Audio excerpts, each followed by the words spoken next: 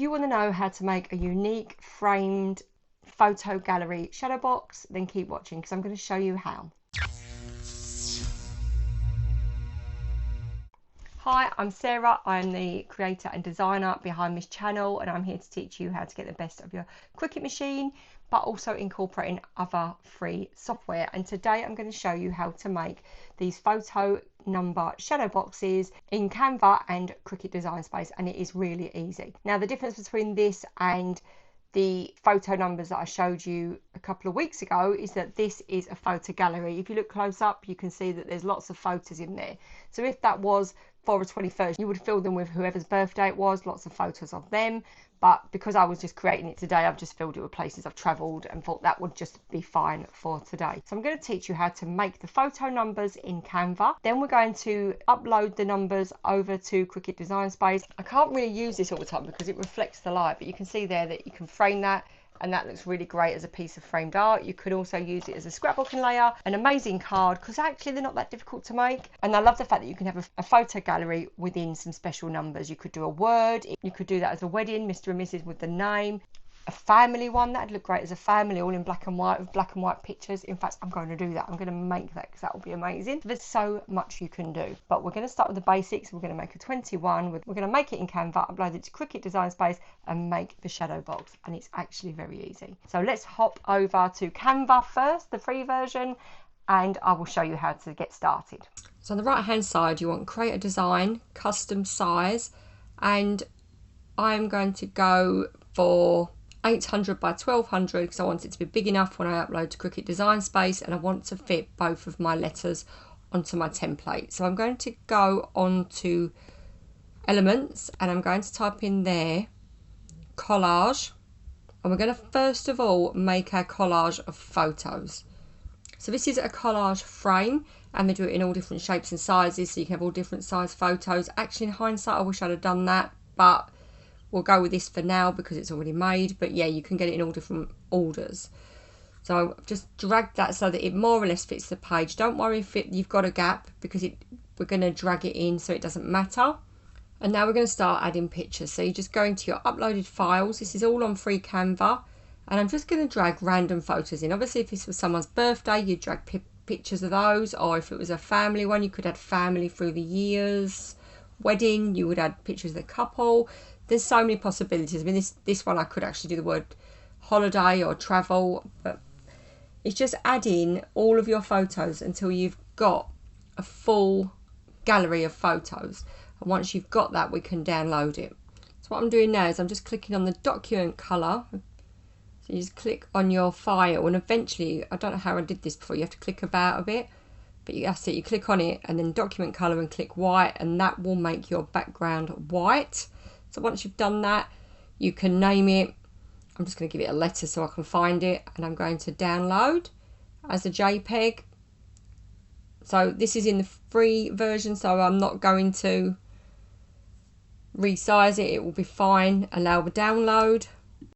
And then we're going to go back into Canva and get a new document. So this one we want 15 by 1500 pixels. So we've got a square there, and I want to fit both of my letters on my square. But first of all, we need to get letters or numbers. So I'm going to do a 2 and a 1. So go to search elements, and I want number, photo, and then underneath you can see frames, and you can see it all. So you've got a choice of frames here, all different shapes. So I like the fact that you've got a choice of styles. So we've got a 2 and a 1. I'm going to just make sure they're exactly the same size. I'll turn my background pink, and I'm going to go to the top when I click on my letter, and you can see that little line. So this is a stroke, so I can add an outline. You need this to upload to Design Space. So I'm going to turn that white, and then I'm going to do the same with the number 1. And then when they upload, that's going to be encased, so I won't lose any of the photo edges when I upload it. So you can do that any colour you want and any thickness, as long as you've got something there. Then you're going to go to your uploads, and there you go, I've uploaded my collage, and I'm just going to drag it in, and it's that easy. When you click on the photo, you can drag it around, and this is why it might work to do all different size or do square images, but it's working for this project, and that's what I wanted. And now we can drag it into the number 1, and you can make them bigger, smaller. You just have to mess about with it until you get it exactly where you want it. And when you're happy, we can download it. Now, if you've got the paid Canva version, then you can download it as a PNG and remove the back. But if you're using the free version, you do it this way. So this is why the back is pink. We're going to share it, download it as a JPEG. It'd be a PNG with no back if you've got the paid version, and you're going to download that. And now we can go back into Cricut Design Space, and we're going to upload the image. So browse, find the original. That was my practice run, and that is why I decided it's quicker to put them both on one sheet. Upload, so click continue, click on the pink background and apply and continue. Save as a flat graphic and upload. Once you've got your images into Cricut Design Space, then they're joined together. Now the beauty of this is if we close the sidebar, we can get rid of the contour on the letter. So we're going to duplicate it, and then we're going to click on the first one, we're going to go to contour tool, get rid of the 1. Then we're going to go into the other one, click on the contour tool and get rid of the 2. And there you go. So we've got our letters exactly how we want them. And now we are going to make sure that they're all aligned up together. And we want to create a bigger offset, so we're going to select all. Click on the offset tool and drag the offset up a bit so that it slightly joins the letters together. I'm going to make this white, and then I'm going to flatten it. So that is going to be my print and cut element. Once I've done that, we're going to go to the shapes bar. I'm not going to worry about sizing at the moment. I know that Design Space is all out. We can size it after. So I've got a square. I'm going to duplicate my letter, and then I'm going to ungroup this and just use the offset, because what I want to do, I'll just get rid of the print bit, is I want to slice that out of my square. So I'm going to get the square to the size I want it. So I'm just going to drag it big. So this needs to be 8 by 8. So I'm going to send that to the back. If I can worry about the size after, I'm just going to get it centralised. So select all, make sure it's central. Duplicate the square and put that out of the way, and then I'm going to slice that out. And what I've done there is I've created my second layer. So I'll have a back layer which will be slightly bigger. So I'm going to, with the other square, create an offset. And then this is going to be my second layer that will be lifted up with my letters or my numbers underneath. So what I'm going to do now, I'm going to check it lines up by putting my numbers and layers together. So there's the back layer. I'm going to hover this layer over the top, and you can see that actually what I'm going to do on my back layer is I'm going to add an offset so that it's slightly bigger. I think that's really important because you want all of your layers, and then my letter portion will just, or my numbers will just fit in there. So that's exactly what I want. So this layer is going to be blue, I think, maybe white. No, we'll do it blue. And then I'm going to create another offset on this. But what I'm going to do is I'm going to sort of reverse offset it. So to do that, you're going to click on your layer, and then you're going to reverse offset it. So you can see where you've got the middle marker, you're going to drag it into a minus. And that will create an offset outwards from your numbers, but inwards from your edge, so that it will step in but out. And you can see there on that layer there. So I'm just going to change that to a different shade of blue. And then we're going to create another offset. So again, we're going to go in but out, if that makes sense, so that we're basically creating a stepping up of our layers. And it's a really clever way of creating offsets and layers in layered files. And now when we add our back layer, I'm just going to drag that or create an offset so it's slightly bigger. It needs to stand out from the rest, so we'll just make that bigger, and then we're ready to cut out. So I'm going to size it 8 by 8 because I am using A4 card. So I've sent it to print and cut, and there's my image. And what we are going to do is we're going to use the system settings. So we're going to send to printer, click next, and then you will get a chance to choose your system settings. So you want to turn the bleed off and use your system dialog and click print. Then this will pop up behind, so you might have to reduce Design Space down. You want to select best quality. And here we go, so that's printed out. So using best quality means it's going to print photo-like quality. So this isn't glossy paper. I should have used glossy really, but anyway. So we're reading the registration marks, and then it will go and cut the photo numbers out.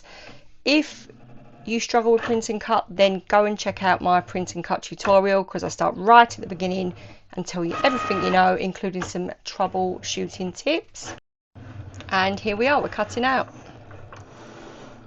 So it's cutting around the edge where the offsets are, and now we're going to go on and cut all of the other layers, and I will see you at the other end when we build our file.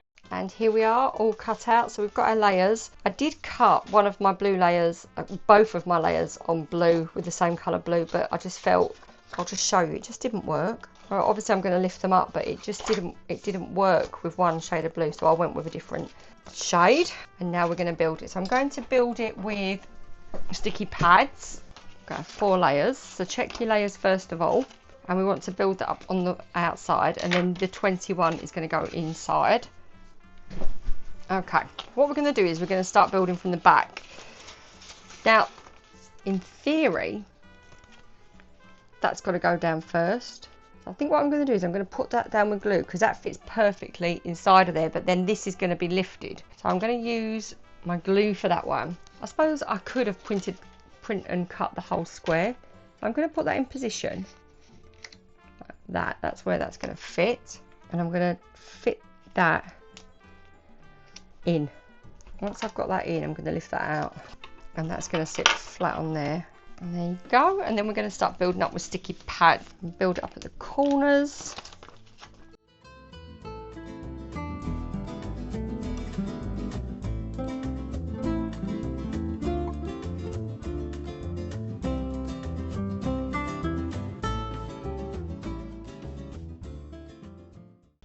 And then we're going to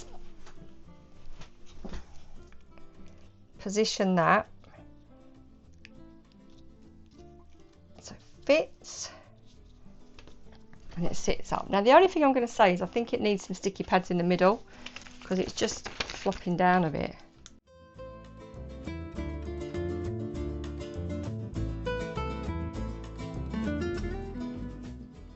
That's better. You can see the difference, can't you? The lift that makes. So yeah, top tip, put it all the way around just to give you height.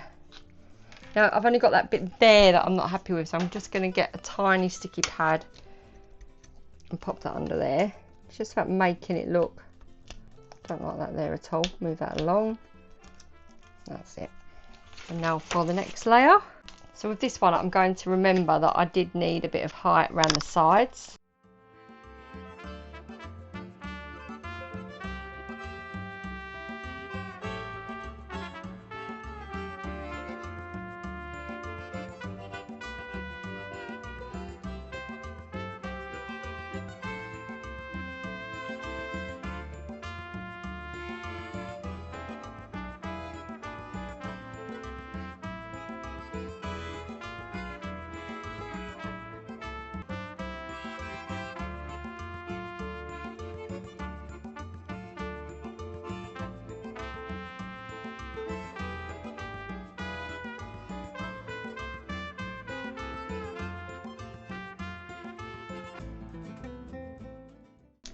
And the reason that I've added the sticky pads all the way around, as I said earlier, is because when I did it without, it just went a bit flat. Stand up to get this, and there you go. So that you've got a framed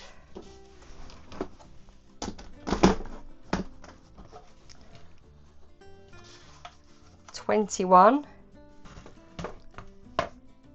shadow box photo number. And how fab does that look? I'm not going to pour the glass over it, because as soon as you pour the glass over, well, it does this and you can't. Oh, actually we've got away with it. So that looks great framed. You could make it as a card, as a scrapbooking layout, but that is really easy to make. Making personalised framed art, it's just not difficult. It's just, it took me a few attempts to get my head around making the shadow box, how I wanted to layer it and how it was all going to work.